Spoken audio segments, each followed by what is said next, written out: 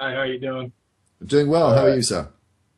I'm doing all right. It's actually very nice to actually speak to some of you. I've watched so many Aaron Raw videos. I've watched, a lot of Thunderfoots, Matt Dillahunty, and I'm actually trying to calm myself down right You've got to realize if you don't brown nose me as well, you get kicked. now. Of course, of course, of course, It's too late. You're done. Sorry. Do you Yes. you do YouTube by yourself? Somewhat. I actually took a few videos down because I was kind of in a transitional period. Right now, I'm a soldier in the U.S. Army, combat medic, and my schedule kind of changes. So I went more towards gaming for a little while, and yes, it's got black. And right now I'm trying to get back into debating since just recently my platoon sergeant wanted to debate me. He's a Mormon, and then I'm not shy at all about my atheism. And so I'm going to debate him sometime in this coming week. So. Yeah, I hope to actually, watch a lot of you and get some good points. But the question that I posed to Well, DPR, pause there, because I'm really interested to hear about it. Is there a topic to the debate? I usually try to keep it along religious lines. People like to make it very political for some reason, but it'll usually be something towards why does religion want to have a monopoly on morality, things like that, which I really don't understand. And something as a question I've had as a kid will be something, how does one feel pain in hell when there's no flesh and blood in the afterlife? I've never been able to even fathom the answer to that. Well, Yeah, the only and advice I can further, give in regard to that is that, in my experience, all the arguments that they have, you will probably have heard them all before. There is nothing new. There is nothing original.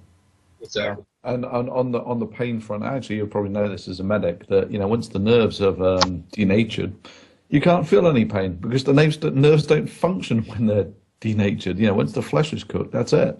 There is no Exactly. pain. You can't have any pain. Um, Celestial so yeah, Genesis.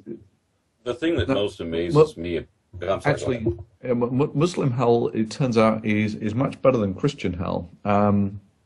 In what they do is the kufas are roasted till their skin comes off every day, and the people in heaven are actually within earshot of the people in hell, and they can hear the people in hell begging them to throw some water down, and the people in heaven laugh at them and say no. And each day Allah puts new skin on them so he can boil it off again. And what's really twisted about this is it's actually forbidden in Islam for you to pray for someone who died not believing in Allah. And further, you're not even allowed to attend the funeral. If your father, say, for instance, is not a Muslim, you're not allowed to attend his funeral.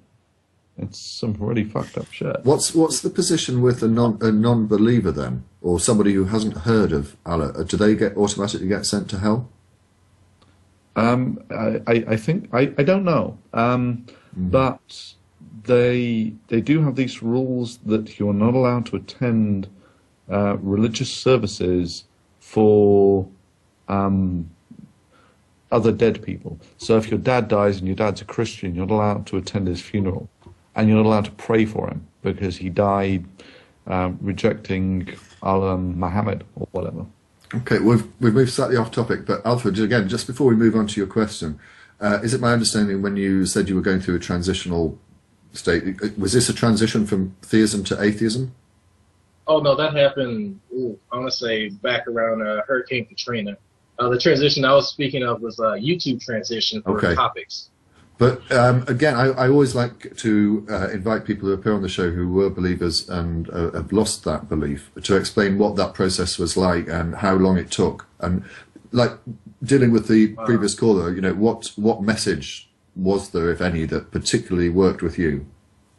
Oh well, after re-examining my life, I honestly could never say that I was truly a Christian. It was more of a cultural thing, and of course, anyone can watch a Tyler Perry movie and see that Christianity, particularly Protestant views of Christianity, is very, very prominent African American community, and my family is very Christian, you know, pastors, missionaries, all that.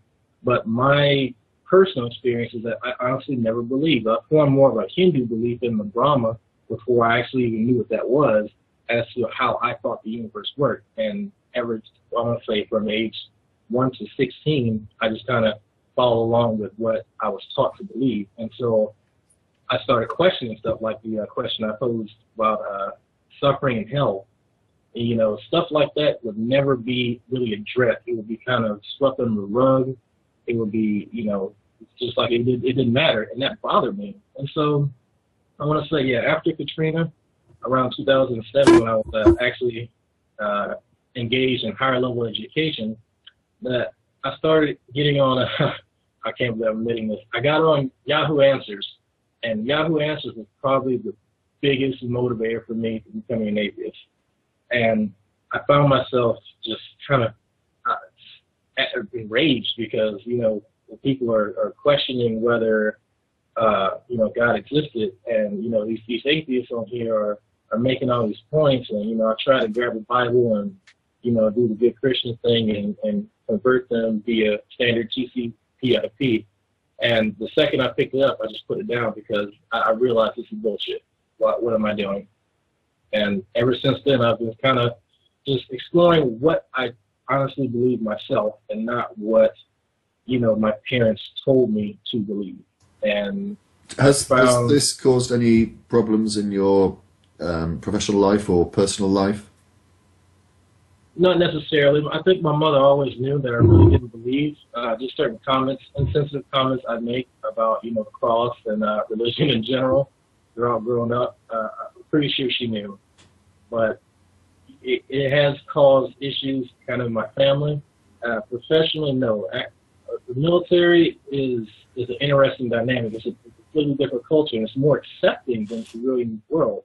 And I don't lie to anyone in my chain of command about what I believe and what I don't believe, and they accept it. More so because no one in the military has right to judge anybody given our choice profession. So as far as professional, no. Family, it has caused a little strife and frustration.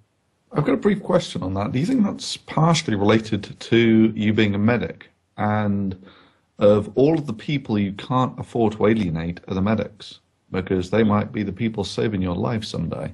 That's actually a good point. That says, like, say to the military, don't piss off the medic.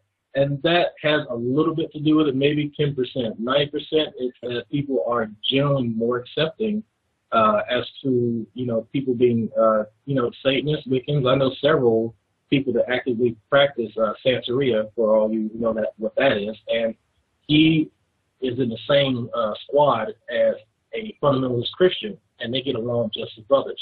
You know, they might make fun of what each other believes, but it's a mutual respect and understanding towards each other's beliefs. And I was actually surprised because of the, it's like Hovind pretty much. It's very similar, just with all the saints and stuff of Catholicism. But, you know, it's surprisingly accepting.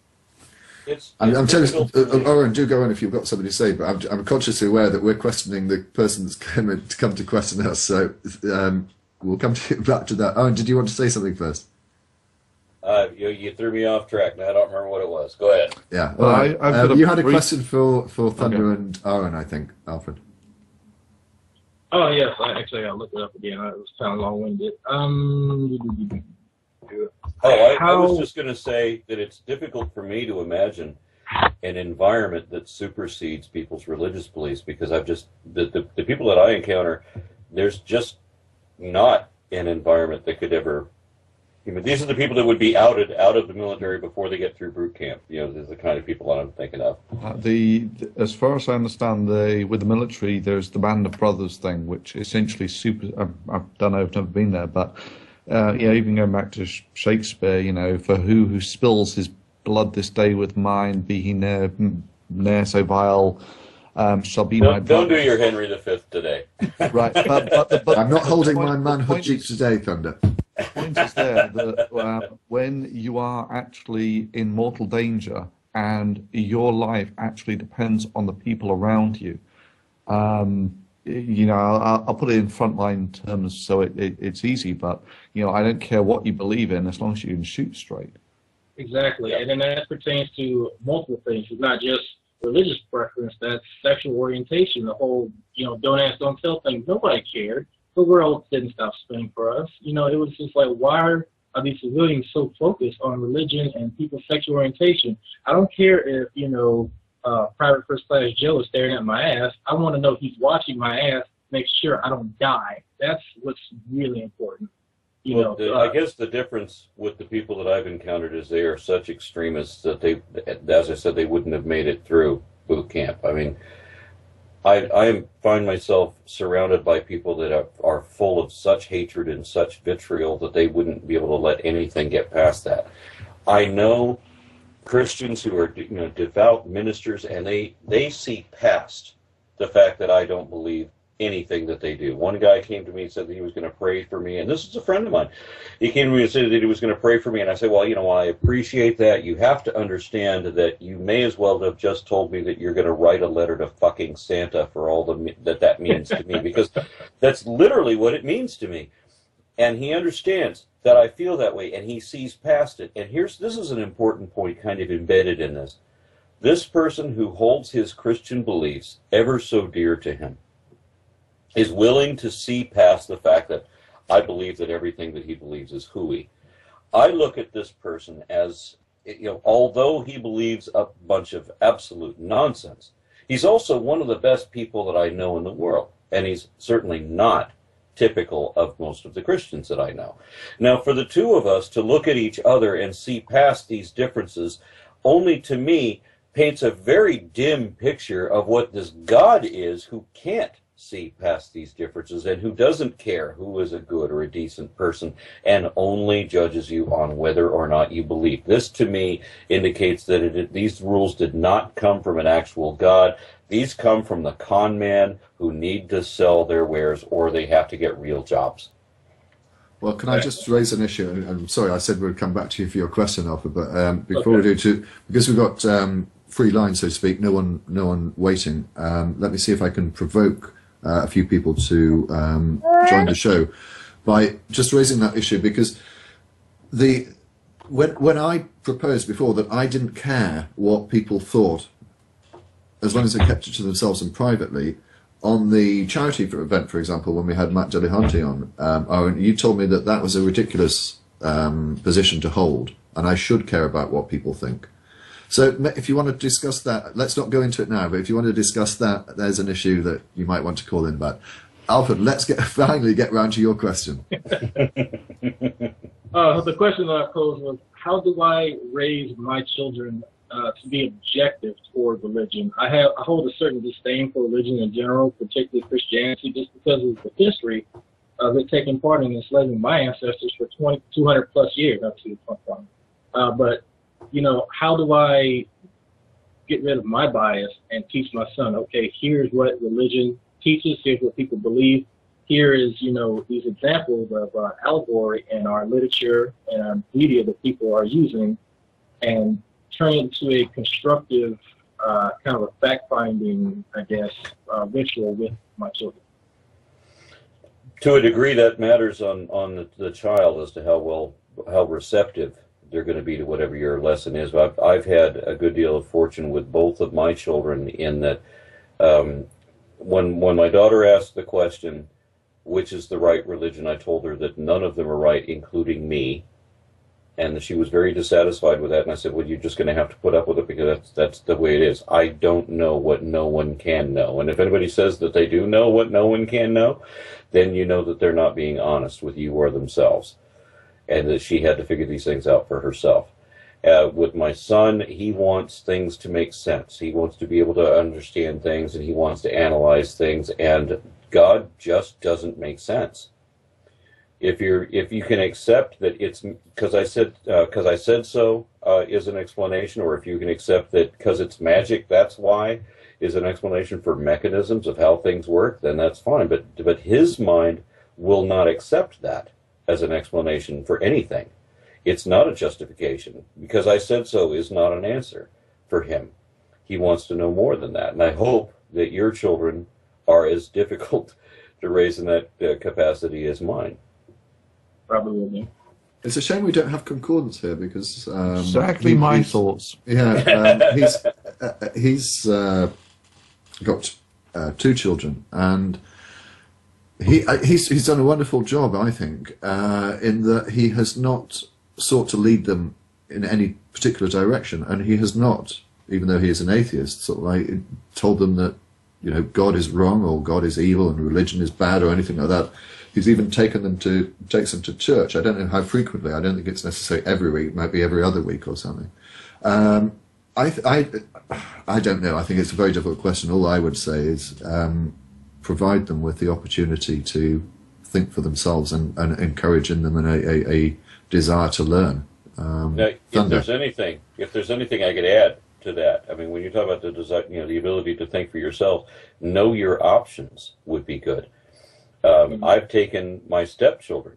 I've taken them to the Buddhist temple. I've taken them to the Krishna temple. They are aware of what other beliefs are. They are aware that there are other opinions than just my own. I don't keep them limited to the approved opinions. I try to show them the gamut, and as much as I can, I try not to be an authority in that. Yeah, and then that's what I was getting at too. I didn't want to push not necessarily non-belief upon them, but I wanted to express here. My wife is actually agnostic, and I'm an atheist, and I respect her desire to believe in a deity. Just not naming exactly what it is fine.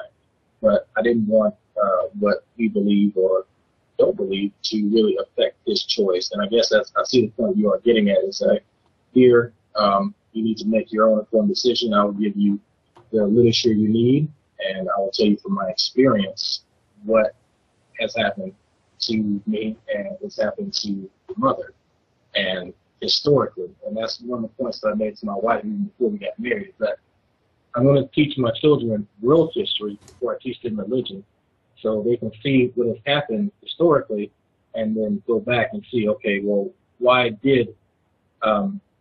were all these people killed during this event called the Crusades and the Inquisition? Okay, well, here's the religious reason behind that.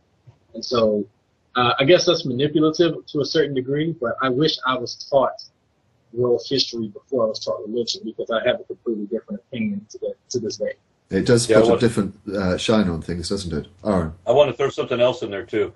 On the 4th of July, and of course it's an American holiday, and everybody's the most patriotic on that day. It was a very strange series that was run on our PBS channel once upon a time. It was several hours of 1-hour episodes about what the United States did to oppress various groups within, various demographics within our own nation. What the United States did to Chinese immigrants who were working on the railroad, all the injustices, the laws that were put into place prohibiting people from hiring these people and so on. What the United States did as a country in legislation against the Irish, against the Catholics, against the Jews, against the blacks, against Hispanics, against Native Americans, and so on. And it was horrific. And I'm listening to like 7 hours worth of crap that the United States, our country, did after the Civil War. Things after the Civil War, how we have violated all these people's rights. And I tell you that hearing all this trash about the U.S. did not minimize my my patriotism at all. It is necessary to know what has already happened when you are evaluating what can or cannot happen. Exactly. And I'll just leave it at that. Yeah, those who don't learn from the mistress of history, those who don't learn lessons of history are doomed to repeat it. But with respect to your children, children will innately pick up a lot from their parents. So just by actually being around, you will have a large influence on, it's sort of obvious really. The only one that I would be a little wary of is one of the best ways for people to get indoctrinated into religious groups is to actually be surrounded. You get drawn into a group where everyone believes in the same crazy, and that puts on a large social peer pressure to actually also conform to that crazy. I mean, that's the only sort of minefield that I would make sure that your kids are well aware of, to be aware of what's actually happening if they ever get themselves into that sort of situation. I would add something as well, if I may. I think that when it comes to educating children in relation to religion, I think you should. And I think that you should educate them about all religions. Because if that happened, then I think it's automatic that the child is going to think, hang on, this, it's going to click, these can't all be right, So I would never avoid, and quite the opposite, I would positively encourage teaching about the history of religion. Get them to read the Bible. That'll sort it out. Just get through the first 5 chapters of the Bible. If you can get through the first 5 chapters of the Bible, and you can see any relation to this, to modern America, well, you're a better man. I think that any parent, I think that any parent should not read the first 5 books of the Bible to their children, because it contains such horrific material. It would actually be child abuse. Child abuse, yeah. I agree. But if you actually just okay, how far? No, I'm just a general educator. And as soon as you say, well, you just read the Bible, no, read the Bible, read the Book of Mormon, read the Quran, read, I can never say it, Bhagavad Gita. Thank you. Read all of them. I think that's the best thing that you can do. And don't push them in one particular direction. As a matter of fact, just the Bhagavad Gita is not that big a book, and it does have some parallels with the Bible, and it makes an interesting message. When I read the Bhagavad Gita, I was very sympathetic to Hindu religion. Hinduism is the oldest still practiced religion. It is volumes in its detail. Hinduism has so much more to offer, and there are so many more nuances than Christianity ever thought about. It's insane. You can't be an American person and adequately understand that religion. It's the depth is beyond our pale. But reading the Bhagavad Gita instead of the Bible, or reading the Bhagavad Gita before the Bible, and understanding that there are hundreds of millions of people who have, for thousands of years, followed along these storylines and know everything about all the characters involved, it would be important, I think, as a book report lesson for a child to understand that this is a whole religion, that this is a belief system that parallels our own and precedes it. That would be good to know. This is the thing. If you can get past Genesis 11, and Shelah lived 30 years and begat Ebgar, and Shelah lived and he begat Ebgar 403 years. Carry on. And it goes on. This goes on for half an hour. Stop. And this is the word of divine God. Isn't it obvious? Isn't it obvious that it's really important that Shelah lived 30 years and begat Ebgar? Yeah, you do have to wonder, if you took out all the superfluous material such as that, what would be left? It would be, fortunately, a lot shorter. Can I just say, though, that the one thing that I was really happy about in my visit to America is that the Gideons had put into the hotel rooms the King James version of the Bible, and the only previous version I had, which was again taken from my hotel room, was the New International Version. So now I've got 2 King James versions of the Bible, plus my New International Version. But interesting, they also put the Book of Mormon into the hotel rooms. So I have 2 books of Mormon. And does anyone know the answer to this? Don't shout it out if you know on the panel. Does anyone know what the first book of the Book of Mormon is called? Let's have a look at the chat. Is anyone in the chat going to be able to tell us? I know there's a bit of a lag there. That's my vote. The Book of Silly Underwear. The first, in fact, yes, someone's got it right. The first book of the Book of Mormon is Nephi, as is the second book. So it opens with the first book of Nephi and the second book of Nephi. That did make me giggle.